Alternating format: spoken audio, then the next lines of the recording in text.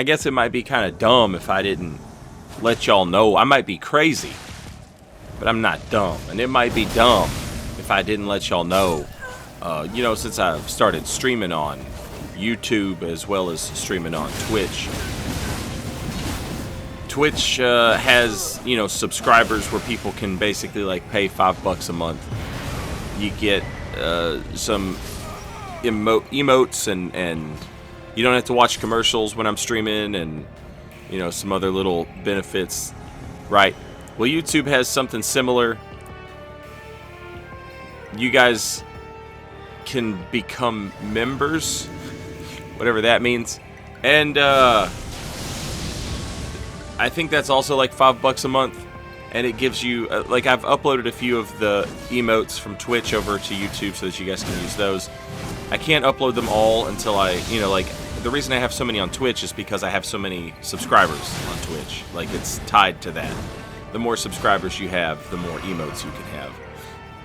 So I can't upload all of them on YouTube because I don't have anywhere near the number of members as I do subscribers on Twitch. But another cool thing that I can give y'all is the members, the YouTube members, the people who pay the $5 or whatever it is. It gives me the option to like make my videos available to you before they're actually published, you know? Like, I publish my videos kind of like, you know, a little bit on purpose to try and, you know, like, it's usually like once every 3 days, unless I've got like a whole lot of content, and then, you know, they come out like once every 2 days. But they're uploaded for a long time before they actually become public. This is the build we're using for this video. They're uploaded for a long time, sometimes a long time, before they become public. And yeah, so if you guys are members or whatever, you'll get access to the videos before they actually become public, which is cool. I thought that was something neat that I could give people, you know, in exchange for $5. Hell yeah. So anyway, I'd be dumb if I didn't say, hey, that's something you can do. You can give me $5 and you can watch my videos early, as well as have some cute little emotes. But enough shilling. I'm done shilling. Now we're gonna do some invasions with my madness guy. Made a madness build. I have a level 80 madness build. I made this one be level 150. And it's basically just like, I really like the madness spells. They're a lot of fun. And I really like Unsheath, the Ash of War. Also a lot of fun. I wish it was on a straight sword. But, yeah, so I just combined those two things, and I was like, alright, I'll make like a crazy katana guy. And so that is what I did. This build, you know, if you want to have any chance of catching somebody with inescapable frenzy, you're going to need, you know, that max cast speed, right? So a dex build works well with katanas and max cast speed, so we can actually hit some people with inescapable frenzy, make the spell come out a little bit faster, you know? So the build has some synergy there, and that's a big part of how I like to make builds. I like to take two things that I'm interested in and turn it into one build. And that's basically how I make my builds. And so, yeah, this was, I want to hit people with inescapable frenzy. If I'm going to hit people with inescapable frenzy, I need max cast speed like that, so that I can get them while they're using their flasks. And it's a great flask punish, you know? And so, if you have that cast speed, I'm pretty sure it will always out-damage a flask, which is, that's a good thing to have if you're looking for a heal punish. You want to make sure that the punish is more damage than the heal gives them. And also the amount of frenzy buildup, that's going to do some extra damage. It's also going to take away some of their mana, which is nice, because everybody's got too much damn mana in this game. And one of the funny things about madness is, and I think sleep as well, both of those resistances are tied to the amount of mind that a character has, which is what gives you your mana. What's what gives you FP. I keep calling it mana because I'm old school. But you get FP based off of how much mind you have. And you get sleep and madness defense based off how much mind you have. So the people that you're trying to inflict madness on are the people who already have too much mind to begin with, right? So it's a bit of an uphill battle. A lot of people have just a ton of mind. And there's a lot of wizard clothes that people wear that those wizard clothes give really good focus, which is the madness defense stat, as well as the sleep defense stat, if I'm not mistaken. But we don't care. We don't care about that. We don't care about nothing except grabbing people, snatching them up, and making them look into the eyes of madness. You know, that's all I'm here for. That's all I'm about. Also, the Howl of Shabriri. Can't explain it. Couldn't tell you why. And I just really like that spell. The fact that it debuffs me, like my defense, tanks my defense. That's not great. But, you know, it does give you a big boost to damage, and that's nice. But that's one of those things where, you know, if that's going to happen, then, you know, you need to make sure you're in a situation where you're not going to be getting hit a lot. Or at all, if possible. Then we've got the Black Dumpling headpiece, which, if we frenzy ourselves, it only works if you frenzy yourself. It's not like other buffs that are similar to this. You know, there's a poison, there's a bleed version, where it's like if somebody bleeds, if somebody gets poisoned, then you get a buff. This only works if you yourself have, you know, become frenzied. I've got the Black Blade on this build. You might have noticed that first invasion. I used it a whole lot. It's one of those things where I don't use it a lot. It's not great. I just really like it for some reason. You know, it's just a fun spell to use. I wish it did a little more damage in PvP, but it's very useful in PvE because it can do a lot of damage in PvE, and it can also, you know, cut off a chunk of your opponent's health bar. And that's, you know, just like if that's the first thing you hit somebody with, then that's just like a tenth of their health bar and it's just gone, right? And that's pretty good. As well as the little damage over time effect that it puts on them as well. Also pretty nice. In PvP, functionally terrible, but, you know, it does have some moments. Like that first invasion. They're few and far between, but man, the payoff is huge to me when it happens. I'm a fan of trying to hit Black Blade up close if I can. It's one of those things that people will try and run from. So like if you hit somebody and you're pretty confident that they're just going to roll right after you hit them, that's a nice... Look at the damage. That's just terrible, right? It's just awful. That situation right there, like there's not a lot of moves in Elden Ring where the recovery is so bad. Like they're like recognizable on startup with bad enough recovery that you could punish with Black Blade, right? There's not a lot of moves like that. Fella here just used one, and we didn't get, you know, to do much damage with it, right? And that's a shame. You would hope for a little. Look at Unsheath. You know what I'm saying? Think about how fast Unsheath is. Think about how much stuff Unsheath can punish, and think about how much damage it does, and then compare that to Black Blade. That's what I'm talking about.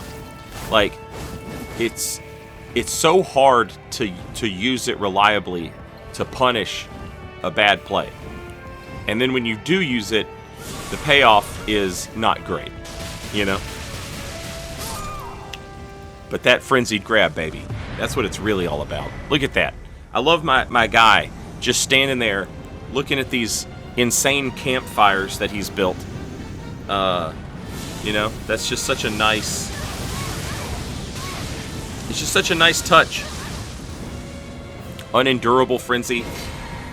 Absolutely bonkers. Absolutely absurd. It just will kill people, or damn near kill people, depending. And, you know, proc madness, big damage. They lose some FP. It's great. Flame of Frenzy is absolutely the bread and butter here, though. It's so hard to dodge the Flame of Frenzy, and it doesn't cost a lot of FP to use. It's a very FP efficient spell. It's fantastic as like a roll catch, as you just saw, against panic rolls backwards. It's pretty good at covering people approaching you, although it doesn't do a lot of poise damage. So that's something you have to remember. Look at the grab fight. Let's go. Two absolute lords just grabbing each other. It's Valentine's Day. You know, we love it. Romance, it's in the air. I just took a really long break from recording this commentary. I have no idea what I was talking about. I'll tell you what, though. I'll tell you one thing right now. I don't know what I've said. I don't know what I was saying or what I would have said. But I can tell you what I'm going to say. And what I'm going to say is simply watch this. Okay? I want you to you know, look. Or you need to be able to appreciate it. You know, look what I can do, basically. Mom, watch this.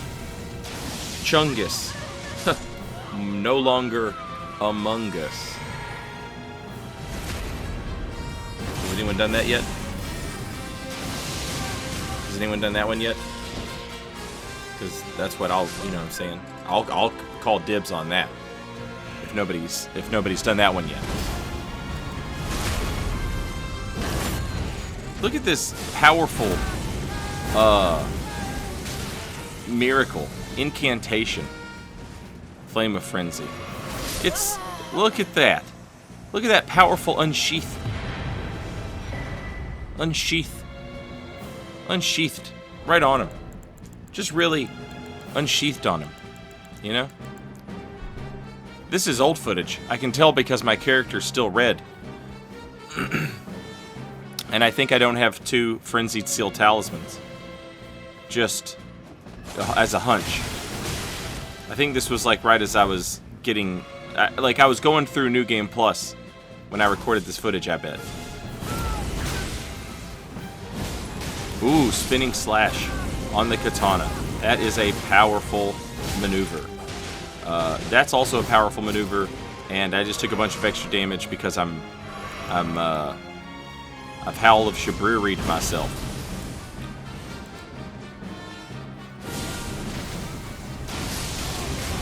Look at it. You know, that's pretty good. It's so hard to roll into it. That's a really tough move to dodge, Flame of Frenzy. You know?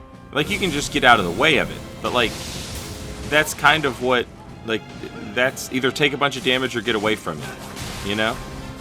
It's nice. It does have like a very small poise damage on like one hit. So if somebody runs in and you clip them with like one whatever, that might not be enough to stop them from continuing to, and then they'll interrupt it, right? But yeah, the Bloodhound Fang thing, you know, if somebody does the Bloodhound Fang move, I always want to jump over the follow-up. But there are so many people who don't know it has a follow-up, or they just... One time, I was convinced this guy didn't know that it had a follow-up. I was convinced that he didn't know. And then as soon as I went to punish the first part, and I was like, he's not going to do the follow-up, he did the follow-up. Not this guy. I don't know if this guy ever does the follow-up or not. But I know how this invasion ends because I remember how it ended. Because it was pretty sick. It was pretty sweet. Pretty slick maneuvers. We're going to go boom, right? And then he's going to go boom, and we're going to go boom. And he goes for the follow-up. Okay, yeah, this is that guy. Yeah, this is that guy. Just crazy, but there we go. That's it. Now we've got it. There's the grab. There's the grab on the Bloodhound Fang. Ash of War to counter. Pretty nice. Pretty good stuff. I just love hitting that Howl of Shabriri as like a taunt at the end. But more than that, do I love hitting Ding Dong inescapable frenzy. I just love hitting it. This is one of those guys. He's very low level, and his friend has summoned him so that they can kill invaders, and the low level friend will gain a large amount of runes. You know, and you know, it's one of those things where it's not hard to kill the under-leveled phantom, right? Because I'm not scaled down, right? But at a certain point, I started thinking to myself, I should just let him live, you know? Just let him watch, as he's helpless to do anything to stop me. Because he doesn't do any damage, he doesn't have any health. And it's just kind of funny to just let him live and let him watch what happens. And I think I ended up accidentally killing him. I don't think I did it on purpose. We'll see. But I also remember how this invasion ends. This is a wild one that maybe you've not seen before. I know I haven't done it before. It's one of those things you consider trying and then you never do try it.